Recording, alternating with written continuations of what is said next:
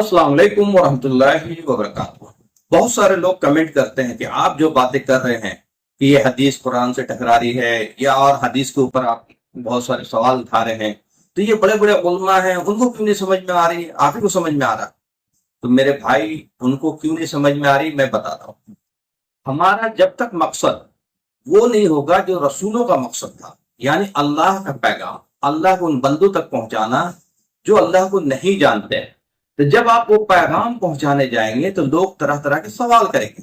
जब आप अल्लाह का पैगाम पहुंचाएंगे, इस्लाम के बारे में बताएंगे, तौहीद, आखिरत, रिसालत, जिंदगी का मकसद बताएंगे, और आप बताएंगे कि भाई इस्लाम जो है सही दीन है और इसी में कामयाबी है, तो लोग फिर सवाल करेंगे कि अच्छा ये बताइए कि अगर मैं मुसलमान हो जाऊंगा तो मैं देवबंदी बनूं कि बरेलवी बनूं कि अहले हदीस बनूं कि शिया बनूं कि सुन्नी बनूं।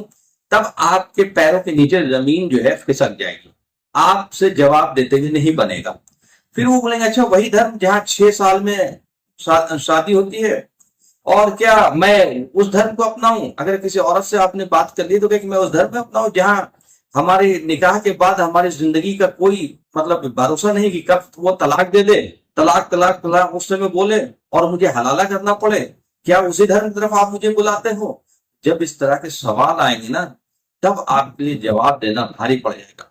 लेकिन ये एक जिम्मेदारी है अल्लाह का पैगाम पहुंचाना। तो जब आप पैगाम पहुंचाएंगे तो इस तरह के सवाल आएंगे, और इस तरह के सवाल आएंगे तो आपका और हमारा जहन काम करेगा कि भाई प्रॉब्लम कहाँ है।